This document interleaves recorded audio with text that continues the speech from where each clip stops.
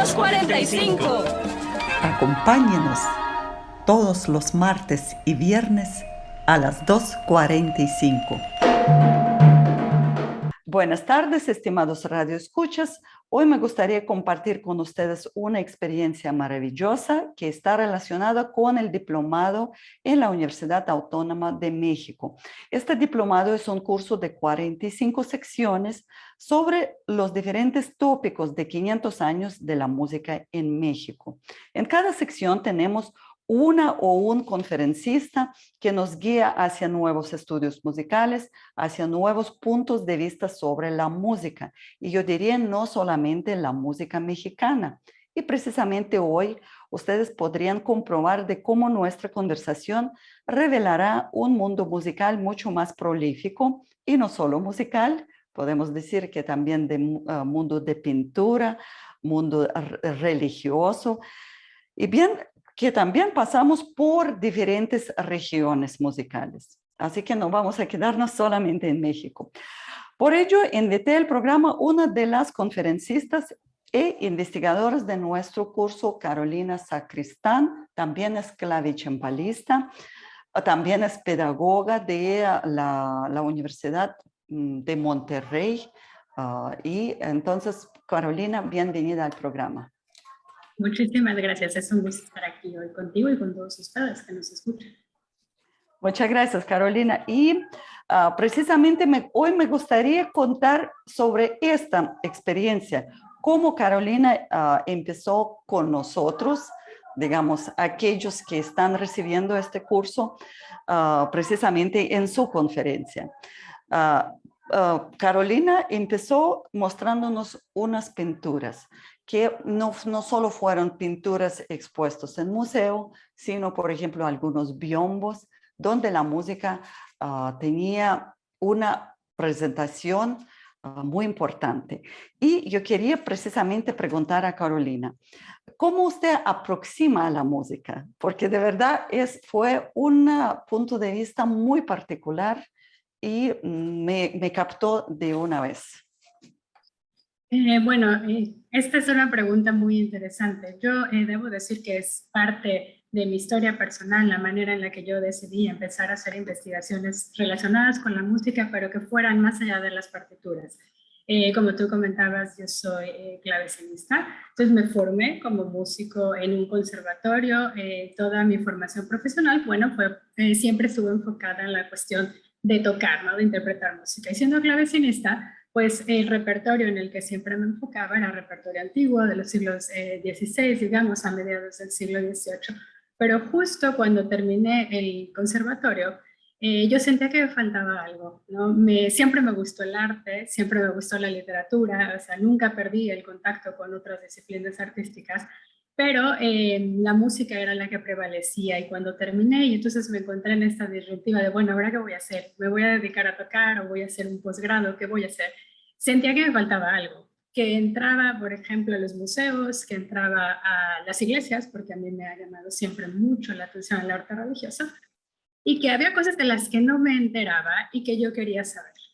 Y entonces fue así como decidí que iba a estudiar historia del arte, pero que justo una de las cosas que a mí me interesaba era mostrar que había vínculos muy estrechos entre la música y lo visual, en este caso la pintura, que es en lo que más me he enfocado, y que eso era una beta que valía la pena explorarse.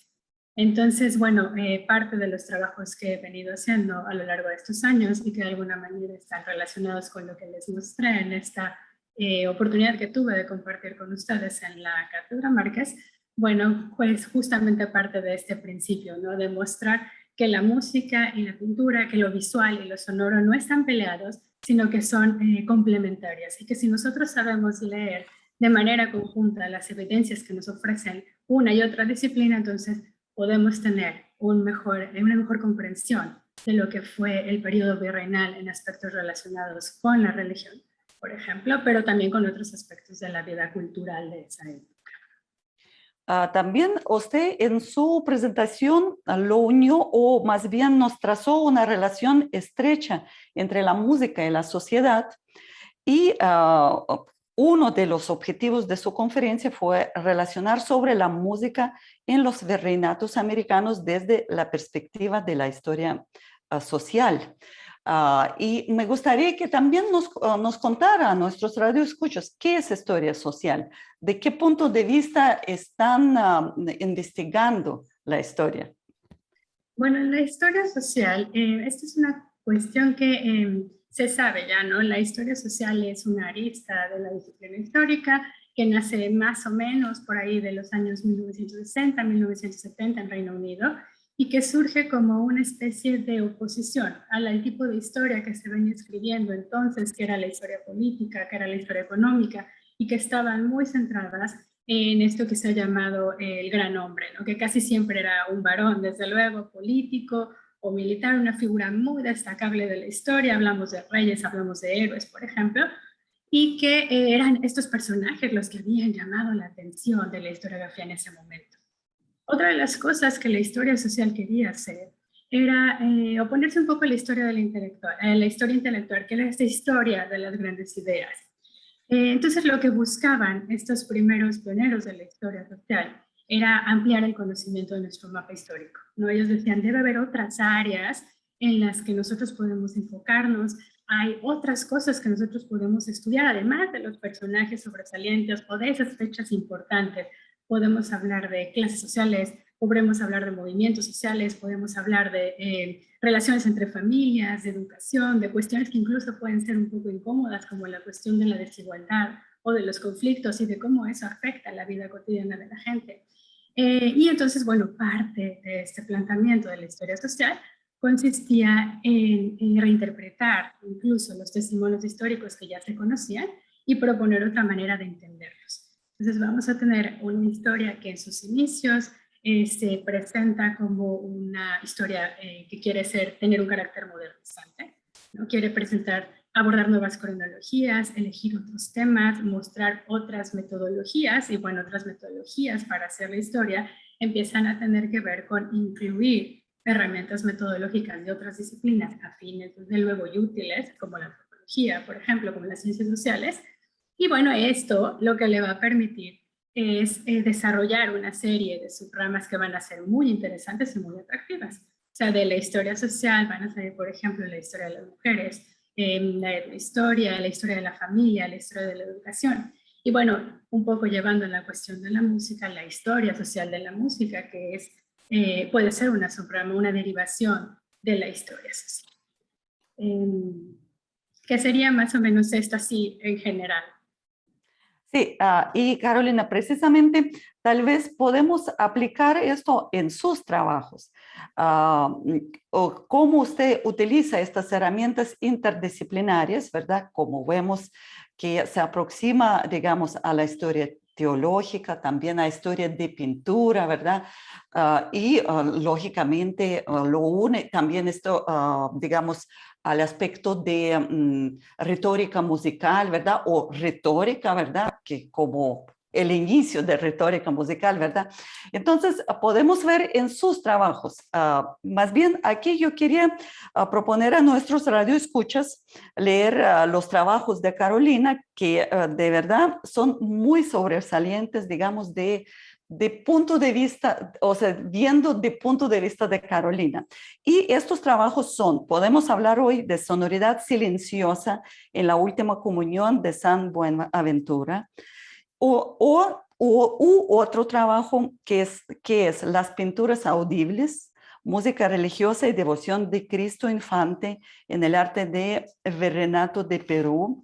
Y también después me gustaría también unir con el trabajo que tiene Carolina sobre precisamente la música, o sea, el villancico o las lágrimas en los villancicos de Navidad, que tiene mucho también en común con los trabajos anteriores. En la descripción del video voy a incluir estos artículos, ¿verdad? Para que después nuestros radioescuchas también pueden bajar del internet. Pero bien, cuando estamos viendo, vamos a ver con qué herramientas interdisciplinarias usted llega a abarcar estos trabajos. precisamente tal vez hablamos primeramente de pinturas que suenan, ¿verdad? O que tienen la música incluida.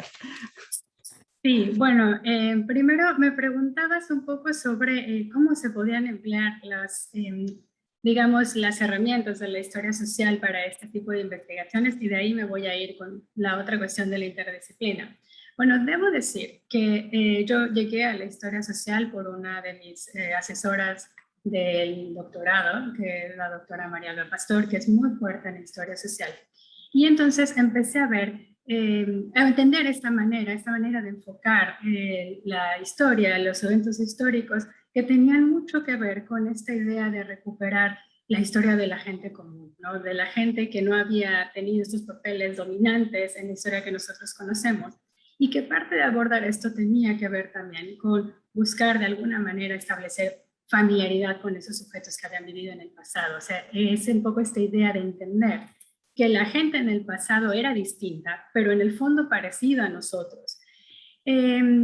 Yo veía que muchos de los planteamientos de la historia social, o al menos los que conocía, los que en ese momento, los que conozco ahora, estaban mucho más enfocados en un planteamiento que era esencial para esa corriente historiográfica al inicio, que era un poco estar enfocada en la cuestión de los grupos subalternos. Pero paradójicamente, cuando yo empecé a trabajar con pinturas como estas que aparecen en los trabajos que tú has mencionado, especialmente en esta de pinturas audibles, que son unos cuadros peruanos que están en la colección de Carlos Marín Thoma, yo lo que empezaba a ver detrás de esas pinturas, de las que además sabe poquísimo, es que a lo mejor no podíamos hacer una historia social de estos grupos subalternos, porque muchas de las pinturas devocionales que me ha tocado a mí trabajar, más bien se tendrían que atribuir a las clases sociales altas o a las élites coloniales.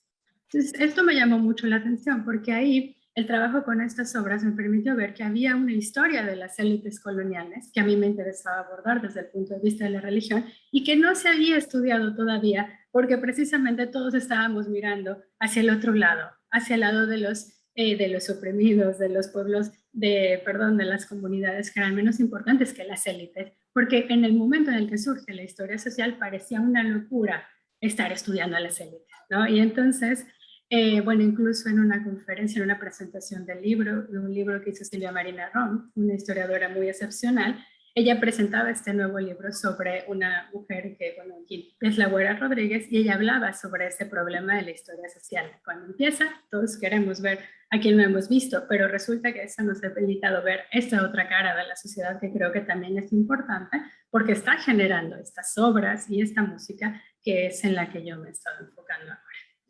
Entonces, bueno, esto para mí ha sido muy interesante porque me ha permitido ver detrás de sus cuadros otra manera de pensar y de entender la religión, que también pues tiene cosas bastante fascinantes.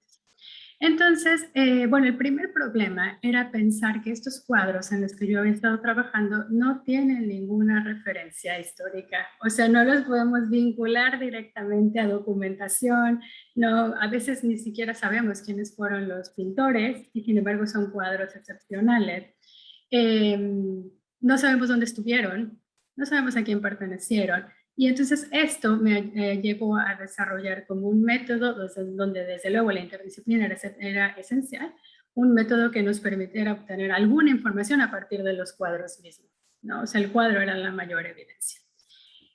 Y el punto de partida era buscar estos vínculos entre la sonoridad y la visualidad que de alguna manera ayudaban a tejer un entramado que le daba sentido a estos cuadros y que revelaba esta relación con una sociedad que se nos escapaba. Siento que en este sentido un poco más he trabajado más con las herramientas de la microhistoria, como la plantea Carlo Rinfo, a la manera italiana, buscando estos indicios que nos hablan de algo que está atrás. Bueno, en esta búsqueda de hacer una metodología ha entrado, sí, la interpretación de la historia del arte desde el punto de vista de la iconografía, de entender qué pasa ahí, de qué trata el cuadro, cuál es el tema, pero también la cuestión de entender cómo esas pinturas tienen una sonoridad que nosotros podemos imaginar. Creo que los historiadores del arte estamos muy enfocados en la imagen, ¿no? Y nos olvidamos de que la imagen también es sonora. Y entonces, bueno, un poco pensando en esta cuestión de la sonoridad, veía los instrumentos que estaban ahí. A veces encontraba algunas correspondencias con música o con prácticas musicales que podrían haber sido reales, llevadas a cabo en un contexto actual, digamos, para la época, pero a veces no. Y ese a veces no nos hablaba entonces de que la música tiene que estar inserta en otros planos, que puede ser el plano simbólico, y que es muy importante, porque cuando hablamos de virreinato hablamos de una cultura que es profundamente simbólica, y que son esos símbolos los que están normando a la sociedad entera. Entonces, bueno, un poco con esto, pensando en la cuestión de que estos cuadros lo que tenían que hacer era apelar a los sentidos, a lo que se ve, pero también a lo que se escucha, es cuando empezó a entrar aquí todo el juego de la retórica. Porque la retórica da, por un lado, una manera de interpretar esos cuadros que realmente nos hacen más que verlos o entenderlos, sentirlos, ¿no? Sentirlos, escucharlos, vivirlos. Y también nos ayuda, por otro lado, a entender cómo se están tejiendo toda esta trama de símbolos que le dan sentido. Por ejemplo, usted está hablando de símbolos y, bueno, imagino los símbolos en, digamos, en cosas o signos pictóricos, como por ejemplo, estamos viendo instrumentos musicales, por ejemplo, en San Buenaventura, ¿verdad? Y de pronto usted nos acerca a organología del siglo XVII, XVIII, y no solo a esto, sino empieza a discernir o más bien, sí, a hacer como dos tipos de grupos, ¿verdad? De instrumentos, que instrumentos de sonoridades bajas o suaves y sonoridades altas. ¿Nos puede contar acerca de esto? Yo creo que para nuestros radioescuchas será interesante escuchar Y esto. bueno, aquí tú estás haciendo referencia a un cuadro de José Juárez, que era un pintor del siglo XVII en la Nueva España. Y este cuadro, que es la última comunión de San Buenaventura, es un cuadro de gran formato. Es un cuadro muy grande. Ahora no recuerdo las medidas exactas, pero es un cuadro muy grande que está en custodia del Museo Nacional de Arte en la Ciudad de México. Bueno, algo que a mí me llamaba la atención cuando empecé a trabajar esa pintura fue justo a raíz de un seminario de pintura del siglo XVII. Era que, bueno, José Juárez es un pintor muy reconocido sobre el que se han hecho varios estudios. Y esta obra, bueno, había algunas dudas porque se pensaba que podía haber pertenecido a una serie donde se contaba la historia de la vida de este santo, que es tan importante para la orden franciscana hasta el punto de ser considerado el segundo fundador de la orden después de San Francisco de Asís. Es también un teólogo muy importante de la escuela franciscana. Y bueno, algo que yo veía es que se reconocía esta parte de la historia del cuadro, pero pasaba lo mismo que pasa en otros cuadros donde se ve los angelitos que tocan música y es como así, están tocando música y ya, como si la música no fuera un evento relevante en este tipo de historias, sino como si fuera un ornamento.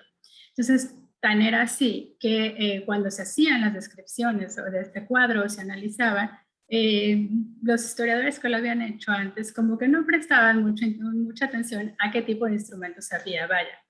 Es un cuadro difícil porque es cierto que las características organológicas de la mayor parte de los instrumentos que salen ahí no son exactas y esto siempre nos pone en jaque porque si queremos saber realmente si había instrumentos que sonaban así, bueno, a veces uno los ve y es imposible.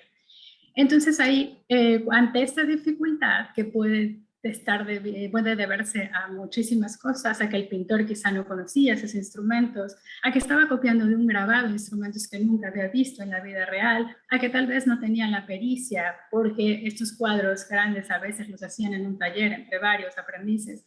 Bueno, esto nos pone a nosotros en dificultad, pero creo que estará justo el momento para explicar que la música podía ir más allá de solo representar fielmente instrumentos musicales o no. Y entonces, algo que a mí me interesaba mucho en esa época era la cuestión de la mística. Estaba yo estudiando la literatura mística y tratando de entender las diferencias que había entre las escuelas místicas de las diferentes órdenes religiosas. Y esto entraba, bueno, dentro de la escuela de la mística franciscana, que es muy interesante porque sus primeros místicos que escribieron tratados espirituales muy importantes, bueno, fueron como la base que luego tomaron algunos teólogos y místicos mucho más reconocidos, como son, por ejemplo, los carmelitas, ¿no? Como San Juan de la Cruz. Y bueno, yo lo que trataba de hacer era, estudiando la última comunión de San Buenaventura, sí contar este milagro de la comunión milagrosa, porque es como la hostia que entra en el pecho del santo que no puede tomarla por la boca. Pero contar cómo además la música hace que ese milagro sea de veras un milagro, ¿no? Que es más que un adorno. Y entonces, bueno, un poco lo que yo hago en este trabajo es hablar sobre esta percepción de lo sonoro que tiene la escuela mística franciscana, de cómo hablan ellos de sentidos que son corporales, pero que son sentidos, pero que también hay sentidos espirituales, y que uno pasa de los corporales a los espirituales para entender todos esos que son los dogmas de la fe. Y que es precisamente cuando uno entiende, hace ese cambio de unos sentidos a otros, que ocurren estos milagros que son tan importantes para la fe católica. Y entonces lo que yo quería mostrar es que una posible manera de entender el cuadro de José Juárez era viendo que la música lo que estaba marcando era justamente este paso de los sentidos corporales a los sentidos espirituales, y esto a partir de un concepto que se maneja en la mística franciscana, que es la sonoridad silenciosa. O sea, ese algo, esa música que está, que sabemos que suena pero que no escuchamos y que sin embargo se siente y que hace entender estos misterios de la fe y que simboliza la unión con lo divino, ¿no? La unión con Dios. Entonces, bueno, ese es uno de los planteamientos que manejo relacionado con ese cuadro. Lo voy poniendo en juego con la manera en la que está distribuido la composición de la imagen, ¿no? Entonces, como en realidad tenemos el reino de lo divino y el reino de lo humano, y esa música está ahí, pero no está, suena, pero no suena, y esto lo voy alimentando con algunos pasajes de la mística franciscana. Precisamente, usted ahorita nos contó sobre la sonoridad silenciosa, ¿sí? Y de hecho en su artículo usted propone 3 tipos del silencio. ¿Nos puede contar sobre estos 3 tipos? Estos 3 tipos de silencio. Recuerde que ahí yo estoy leyendo. El primero es el silencio equivalente al desprecio de las cosas mundanas. Sí. El segundo, un silencio comparable al oír, puesto que consiste en adoptar una actitud receptiva que permita al hombre olvidarse de sí mismo y escuchar la voz de Dios. Y el tercero es el silencio en que se produce la unión, es decir, cuando se transforma en el Dios todo el ánima y gusta abundosamente de la suavidad suya. Estas palabras, imagino, provienen de algún escrito místico. Sí, si no mal recuerdo, aquí ya me falla un poco la memoria, este artículo ya tiene algunos años, pero creo que esto viene de Francisco de Osuna, que es creo que sí, que es el que escribió el abecedario espiritual, ese es un tratado del siglo XVI, y que es justo lo que está hablando sobre este silencio franciscano, ¿no? O sea, el primero es como tú acabas de leer, esto de silenciar al mundo, o sea, de no permitir que todo ese ruido del mundo nos distraiga, sino que se quede ahí. El segundo, que es un silencio que se parece más a la reflexión, ¿no? Porque dices quedarse callado uno para escuchar lo que la divinidad tiene que decir, ¿no? Y creo que esto de alguna manera puede ser como una metáfora de eso que pasa cuando uno mira estos cuadros, donde está representada la música y uno no le escucha. Es quedarse ahí en la contemplación del cuadro esperando a que el cuadro le diga cosas, a que se echen a andar estos mecanismos de aceptar lo que el cuadro tiene que ofrecernos. Y luego ya viene en el tercer silencio, que tiene que ver con esto último que decía, cuando ocurre este momento de la unión, y que creo que incluso en el artículo hay una parte donde cito un testimonio de alguien que se confesaba y decía, es que cuando yo llego a ese punto, es como cuando escucho la música del órgano, no entiendo nada, no hay palabras, pero lo que siento, eso no lo puedo describir tampoco y es real, ¿no? Entonces ese es el momento de la unión. Eso creo que es lo que podría estar representando la última comunión de San Buenaventura de José Juárez. Después habría que preguntarle a José Juárez si era realmente eso lo que le habían encargado a los franciscanos, pero bueno, es una idea. Sí, son interpretaciones. Ahora bien, pero son muy interesantísimas las interpretaciones porque uno nunca, viendo un cuadro, a veces se olvida de otros sentidos, ¿verdad? Que no es de vista. Pero precisamente de estos sentidos, podemos enlazar con el otro artículo suyo sobre 2 cuadros de la Natividad, más bien, uno es de la Natividad con ángeles, ¿verdad? Con ángeles musicales, y otro que se llama El niño dormido, ¿verdad? Y la Virgen María, que son cuadros ya que se encontraron, como yo entendí, en Perú, en uno de los monasterios de mujeres, ¿verdad? Y precisamente parece ser que sí, bueno, ahorita nos cuenta, pero precisamente usted también ahí propuso los sentidos, que habían sentidos altos o sentidos que pertenecen, digamos, al mundo de hombres, ¿verdad? El oído y la vista, y otros sentidos que más bien están más relacionados con el carácter de una mujer. Bueno, como estamos hablando de sentidos, ¿por qué no seguimos esta línea? Sí, sí, claro, a mí también la historia de los sentidos es una de las líneas que más me interesan porque creo que es muy interesante. Nos habla mucho sobre cómo vivían sus experiencias corporales las personas en el pasado. Sí es cierto esto que tú hablas sobre la cuestión de los sentidos. Es algo que se vio mucho durante la Edad Moderna, se vio en Europa, se vio también aquí como herencia. Y era esta idea de que los sentidos no eran como nosotros los pensamos, ahora muy generalizados, de todos tenemos 5 sentidos básicos y ya está. Ellos pensaban que los sentidos tenían que conceptualizarse de otro modo y que en realidad había sentidos que eran más intelectuales y que entonces le iban bien a los hombres, como era la vista y como era el oído, pero que había otros sentidos que eran menos intelectuales y más corporales y que entonces le iban bien a las mujeres. Y estos sentidos podían ser el gusto, el olfato y el tacto.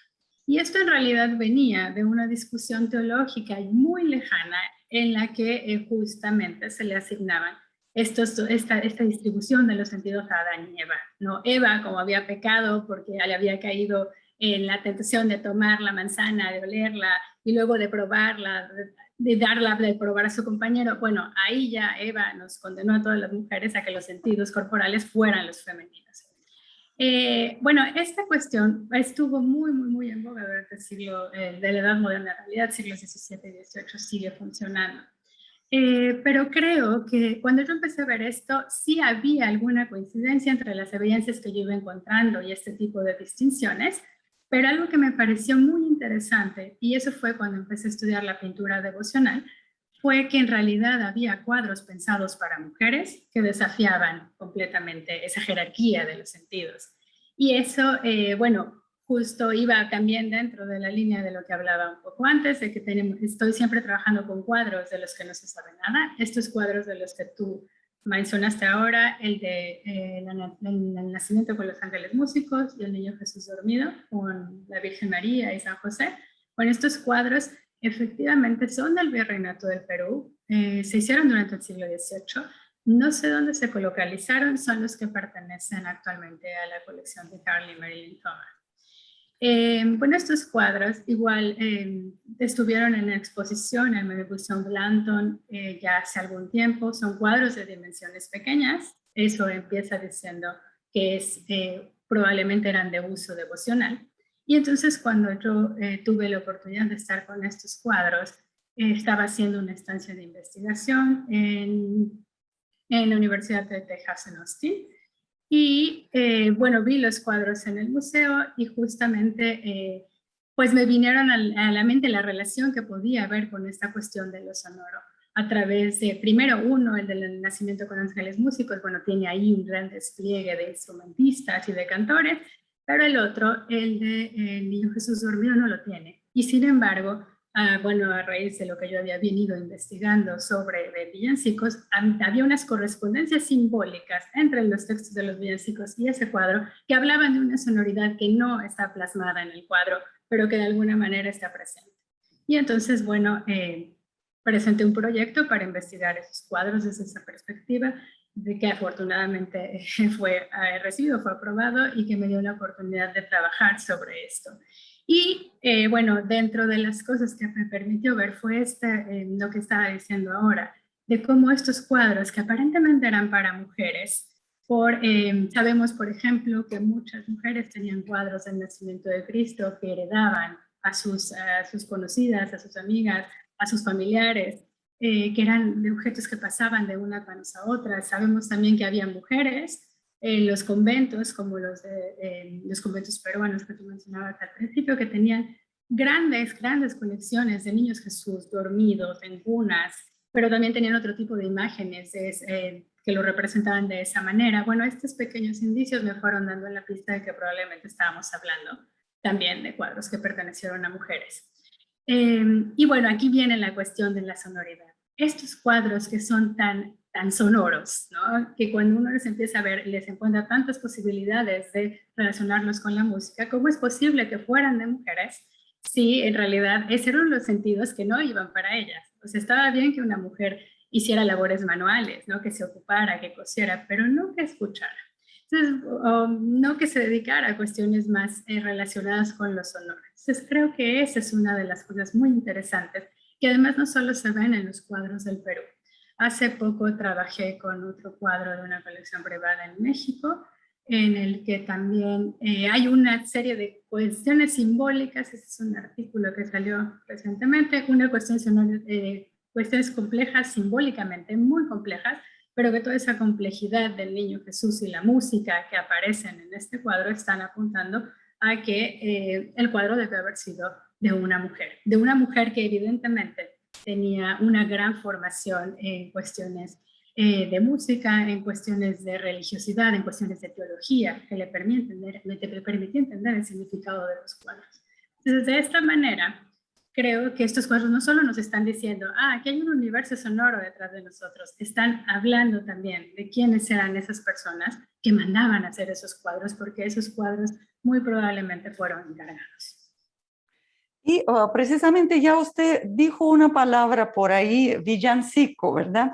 Y en este artículo sobre los cuadros, estos dos cuadros de Renato de Perú, usted nos dice que existe un villancico, o más bien está ligando, ¿verdad? Con el villancico, si el amor se quedare dormido, ¿verdad? ¿Nos puede contar sobre este villancico? Porque en la radio sí vamos a escucharlo, ¿verdad? Bueno, en la entrevista grabada en YouTube no, porque bueno, derechos de autor, pero sí, en la radio sí podemos producirlo. Perfecto, eso es increíble, sí, qué buena noticia. Bueno, este villancico es un villancico de Juan de Araujo, que es un villancico que está retomando justo este tema sobre si el amor se queda dormido. Es una especie de canción de cuna que habla sobre el niño Jesús que está durmiendo. El tema no es excepcional, digamos, en el sentido de que vamos a encontrar muchos villancicos que están retomando este tema de Jesús que duerme. Esto es algo muy peculiar porque esta idea del niño Jesús que está durmiendo es algo que vamos a ver que sí viene de la herencia española, pero que va a tener un auge muy particular en lo que es el virreinato del Perú.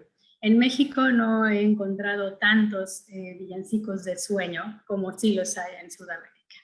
Algo que es muy notable y es que esto es algo que ya había estudiado Bernardo Hillary, por ejemplo, es que este repertorio de villancicos del niño dormido tiene algo muy peculiar cuando se habla de la música, y es la cuestión de que aunque tienen un tema que parece muy pacífico, ¿no? El niño que duerme, a nosotros nos parece que un niño que duerme es una cosa tierna, es una cosa dulce, es una cosa que podemos admirar con calma. Bueno, la música de algunos de estos villancicos que están en Sudamérica, específicamente esos que vienen de Bolivia, si no mal recuerdo, lo que nos están retratando es un sueño que es muy inquieto, ¿no? Un sueño con unas sonoridades disonantes, con algunas cosas ahí que nos hablan más bien de un sueño que perturba.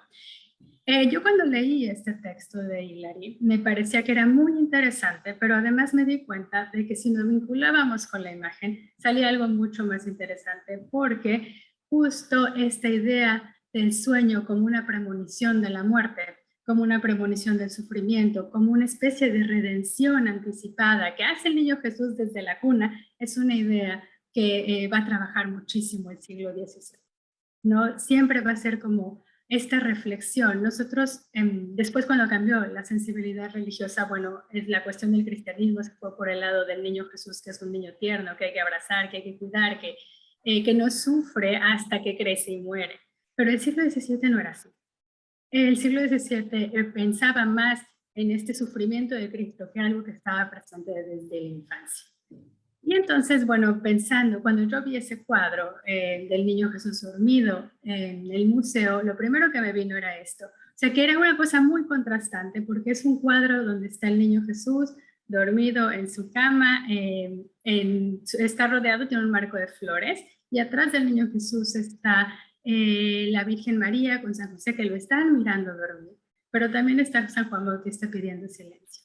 Y entonces me llamaba mucho la atención que en esta cuestión del silencio, de no hay que despertarlo, pero no porque tiene que seguir durmiendo placenteramente, sino porque si lo despertamos se acaba el efecto de la redención. Él tiene que sufrir mientras duerme. Era algo que solo se podía explicar a través de la música de los villancicos. Entonces, es algo muy rico porque además yo escogí el villancico de Araujo para explicar este cuadro porque está jugando con otros simbolismos que también nosotros vamos a encontrar cuando hacemos el análisis de la imagen desde el punto de vista de la historia del arte. Vamos a ver, por ejemplo, que hay un gran paralelismo con una iconografía clásica. Vamos a ver que el niño Jesús está retomando una postura que nos recuerda a Eros dormido. Ese Eros dormido era una escultura muy del periodo helenístico, pero que cuando se empezaron a hacer los descubrimientos se dieron cuenta de que estas imágenes de Eros dormido estaban muy vinculadas a cuestiones fúnebres. No era la representación del Dios niño, del amor, que duerme, pero que también de alguna manera es la representación de la muerte. Y por otro lado estaba este niño San Juan Bautista, que es el que pide silencio, pero que está representando a Harpócrates, que es una derivación de un dios egipcio, pero donde esta cuestión del silencio tiene que ver con proteger todos los secretos místicos. O sea, él sabe, ¿no? San Juan, y eso aparece ya después en la teología renacentista, ¿no? San Juan Bautista dice, creo que es Domenico Cavalca lo que lo dice, que San Juan Bautista sabía desde que era niño, porque Cristo se lo revela, que Cristo va a morir, que Cristo va a enfrentar la pasión, pero Cristo le dice que calle. Y el silencio que tiene realmente es un silencio muy doloroso. Entonces, este tipo de contradicciones que no vemos si no tenemos la música y la pintura al mismo tiempo, son las que quería resaltar y que es justo lo que hago a través de este texto. Y tal vez precisamente cuando vamos a escuchar villancico, usted sí nos propone aquí las partituras, cuando las cuatro voces, ¿verdad? No, a ver, uno, dos, tres, sí, las cuatro voces más el bajo continuo, de pronto tiene un silencio completo en la partitura, menos bajo continuo, ya veo aquí. El bajo continuo no está ahí, claro, pero es un poco esta idea de jugar con aquí juega con esta verso que dice quedito, quedo, y luego todo viene este momento de silencio y viene esta idea otra vez de que vela dormido, que duerme despierto, estas contradicciones que son tan importantes en la poesía de ese periodo, y es como para decirnos está despierto pero está dormido, y que es algo que además está reflejando también la imagen, porque se ve la cuna del niño Jesús, el niño Jesús que duerme, y abajo hay dos corazones, uno de los cuales tiene un ojo abierto. Y entonces, bueno, aquí empieza la pintura a jugar con esta idea del corazón. Yo duermo, pero mi corazón está en vela, que es algo que viene también del Cantar de los Cantares, pero que de alguna manera va hilando con todo esto que he venido hablando, sobre esta redención que ocurre en el sueño del niño Jesús. Sí, y tal vez podemos decir también que Araujo, compositor que vive en 17, ¿verdad? En el siglo XVII. Pero, por ejemplo, aquí es precisamente un recurso retórico musical, ¿cierto? Cuando la partitura tiene un pausa general que nos aproxima a la muerte. Entonces, que podemos decir que, y muchas veces se habló en estas conferencias, que Nuevo Mundo no fue aislado. Siempre el conocimiento iba y llegaba de diferentes lados. Y aquí vemos, por ejemplo, retórica musical que es explorada por compositores barrocos europeos, también se explora aquí. Bueno, digo yo. Sí, sí, claro, esto era parte de la tradición compositiva. Digamos que estos pequeños recursos retóricos los vamos a encontrar aquí y allá en diferentes obras. Algunas son más expresivas que otras, eso es innegable. Pero bueno, sí, desde luego vamos a encontrar estos pequeños guiños que de alguna manera están pintando con música eso que nosotros podríamos ver a través de la imagen. Y creo que también pensando un poco en este villancico de Araujo, hay, y creo que se está también en el artículo, hay una figura que representa el sueño, ¿no? Que es una figura retórica larga, unas notas largas, creo que van descendiendo, y que bueno, esto es como algo muy típico, lo vamos a encontrar en otros villancicos también, que hablan de sueño y que es justo esa misma figura. Entonces es como un lenguaje retórico que lo que está haciendo es apoyar el significado de la palabra. Ahora, Carolina, me llamó la atención dos cosas, dos conceptos. Precisamente el concepto de silencio aquí se explora diferente, como por ejemplo el silencio místico de franciscanos, ¿verdad? Y otro concepto es precisamente sobre sueño, que usted dice que en Virreinato de Perú y en Bolivia, sí, bueno, es lo mismo, ¿verdad? O sea, estaba en la misma, digamos, no sé, pues zona geográfica está. El sueño, usted encontró villancicos sobre sueño, pero no encontró villancicos en México sobre sueño.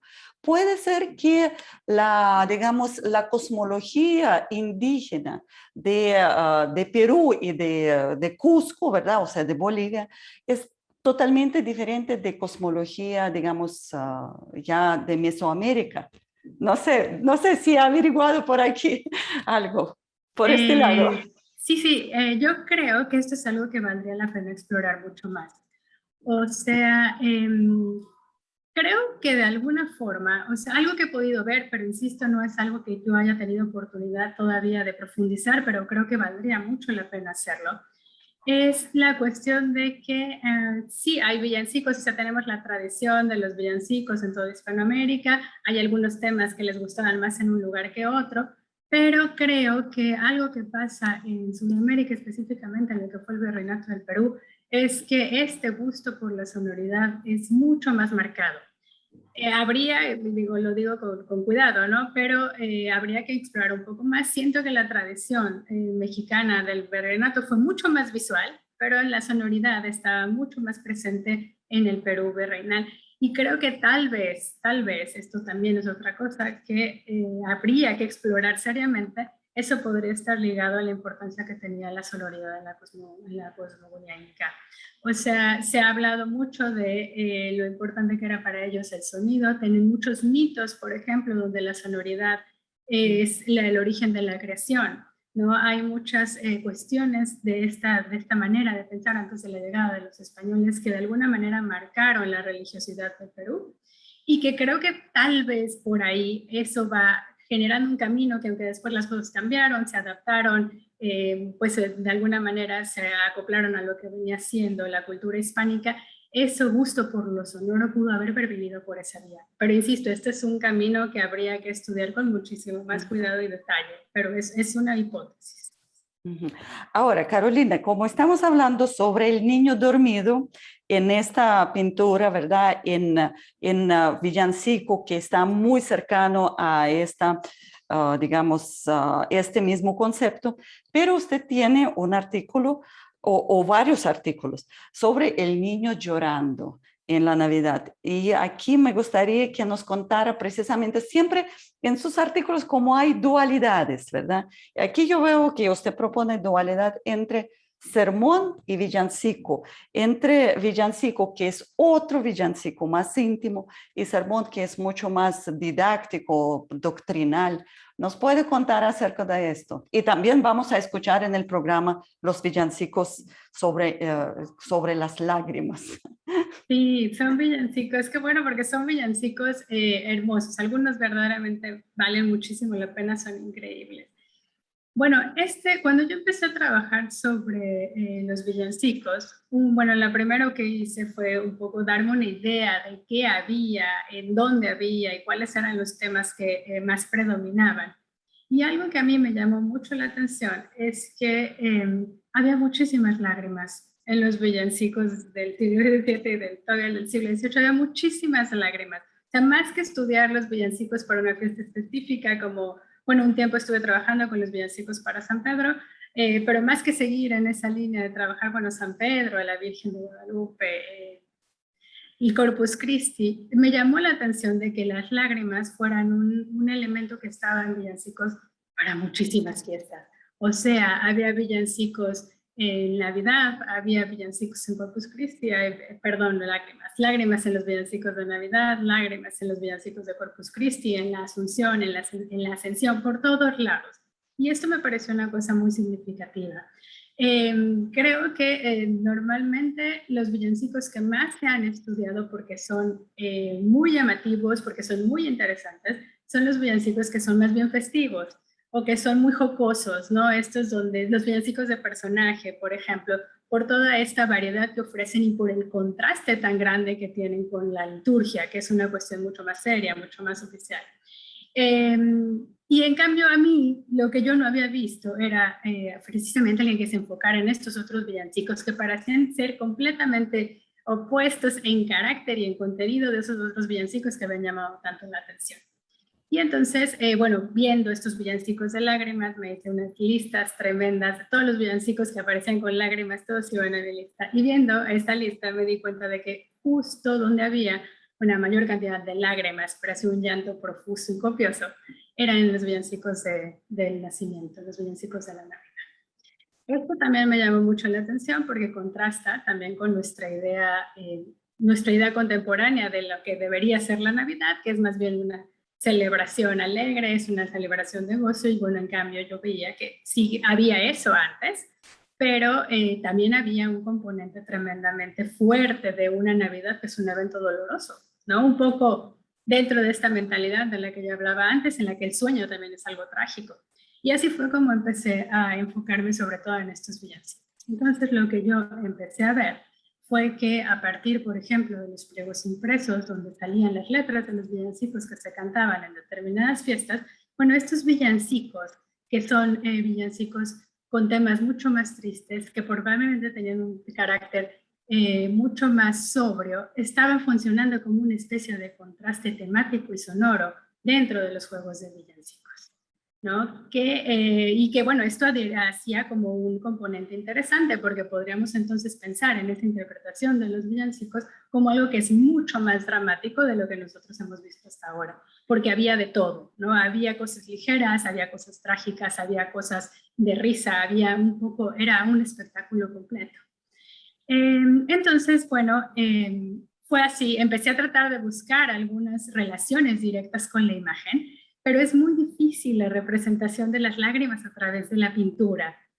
Sí las hay, pero no son demasiadas representaciones, y alguna imagen del niño Jesús llorando en pintura no la hay, en escultura sí, pero de alguna manera ahí no encontraba la manera de compaginar bien estos villancicos con esas otras imágenes. Es algo que tengo pendiente.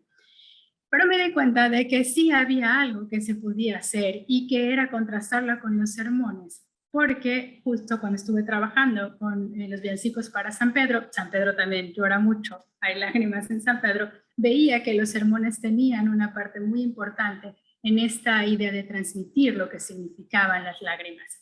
Y entonces, buscando este significado de las lágrimas, llegué a los sermones de Navidad, y entonces me di cuenta de que ahí era posible hacer como una relación. O sea, pensando en esta literatura, digamos, que de algún modo estaba circulando, que también era oratoria, esta manera de enseñar a los devotos de aquel entonces qué significaban las lágrimas, que era el papel del sermón.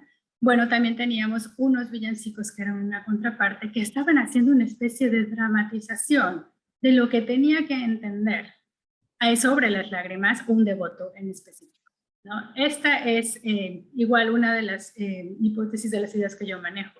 Entonces, este artículo, que se llama, creo que es Las lágrimas en Navidad, habla sobre este papel del sermón como algo didáctico, como algo que enseña, pero también habla de estos villancicos de lágrimas que nos están mostrando una visión muy idealizada de lo que debió haber sido alguien que entendía el valor de las lágrimas.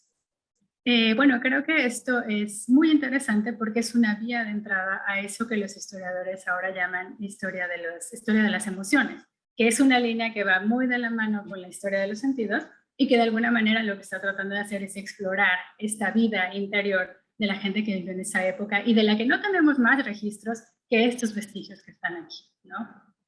Que son los villancicos, pero que también pueden ser los devocionarios, por ejemplo. ¿Sabe qué? Y también me gustaría preguntar, usted termina este artículo sobre las lágrimas, que, bueno, diciendo que las lágrimas fue como el método como para comunicarse con Dios, ¿verdad? A través de la compasión, de la pena y de la imitación de Jesús. Pero también usted dijo, probablemente, o yo no sé si dijo probablemente, o sí, si es hecho comprobado, que es llanto inducido, porque sabemos muy bien que en muchas culturas existen, por ejemplo, en, digamos, todas partes funerarias, ¿verdad? Se invitaban a las mujeres, pero es que se nota en muchas culturas. No sé si aquí también este llanto inducido proviene de estas culturas o de estas tradiciones orales. Podría ser, o sea, lo que sí sabemos, y eso lo han hecho otros investigadores que han trabajado más sobre estas cuestiones de las manifestaciones del llanto. O sea, sabemos que el llanto en la época moderna fue también una manifestación de sentimientos muy, muy, muy importante. O sea, sabemos, esto que estoy tratando de recordar ahora, este libro es un libro editado por James Amelang, si no me recuerdo, de María Tauzier, pero no me acuerdo del título. Bueno, ellos tienen como un compendio de estudios relacionados con el llanto en la época moderna. Y lo que ellos muestran a través de estos estudios, que son varios por diferentes autores, es que en este mundo hispano del siglo XVII hay muchísima inclinación por el llanto en diferentes momentos de la vida cotidiana. Y que ese llanto podría ser un llanto inducido, como dices tú, o sea, desatado por una serie de circunstancias, y que en ese caso el sermón podría haber actuado como una herramienta para inducir el llanto, ¿no? En el momento en el que se para ahí el predicador y empieza a hablar y dice, imagínate el sufrimiento del niño Jesús, siéntelo, y empieza a hacer toda esta retórica, que también la que sabemos que también entraba lo corporal, no solamente lo oral. Bueno, ahí podríamos haber hablado de esta cuestión del llanto inducido. Ahora, si los villancicos inducían al llanto, yo creo que ahí era más difícil, porque pues dentro de todo lo que estaba pasando en los maitines, de este cambio de carácter que había entre unos villancicos y otros, bueno, hubiera sido un poco curioso que primero la gente se desatara a llorar tremendamente y luego ya se repusiera y siguiera riéndose. Pero creo que sin duda podemos hablar de que había alguna especie de afectación anímica, porque la música es eso. No, o sea, creo que los que vamos y escuchamos música es porque queremos de alguna manera dejarnos afectar por lo que la música nos ofrece, y esas variaciones en el ánimo pues, son las que estamos buscando detrás de la escucha de la música. Es algo que no podemos comprobar con relación al pasado, es cierto, pero aquí volvería un poco a estos planteamientos de la historia social que nos dice la gente del pasado fue distinta de nosotros, pero en el fondo también fue como nosotros. Entonces tal vez podríamos aventurarnos a pensar que estos villancicos, al igual que los de Rita, de alguna manera los estimulaban. Ahora sí, Carolina, tal vez la última pregunta. No, adelante, Bueno, adelante. usted es la intérprete, ¿verdad? O sea, es clavecinista. Y bueno, todas sus investigaciones están muy cercano al instrumento que usted toca, porque sabemos muy bien que el repertorio principal es precisamente de de estas épocas, aunque bueno, también tenemos que dar crédito que el clavicémbalo ahora en nuestro tiempo tiene mucha presencia entre las composiciones contemporáneas.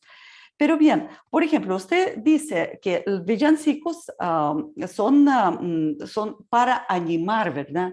Por ejemplo, usted como intérprete, porque clavicémbalo, órgano tubular, tiene mucho en común, ¿verdad?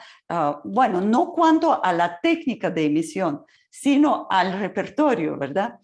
Y me gustaría preguntar, ¿cómo usted podría, no usted, sino junto con algún grupo, no sé si ha pensado algún momento interpretar estos villancicos y cómo, o sea, para animarse, necesita, imagino, alguna teatralidad que vemos, por ejemplo, en las interpretaciones de Ars Nova, no, Ars Longa de La Habana. No sé si... no se preocupe, si ha pensado o si ha interpretado, porque estaba buscando en YouTube y no lo encontré.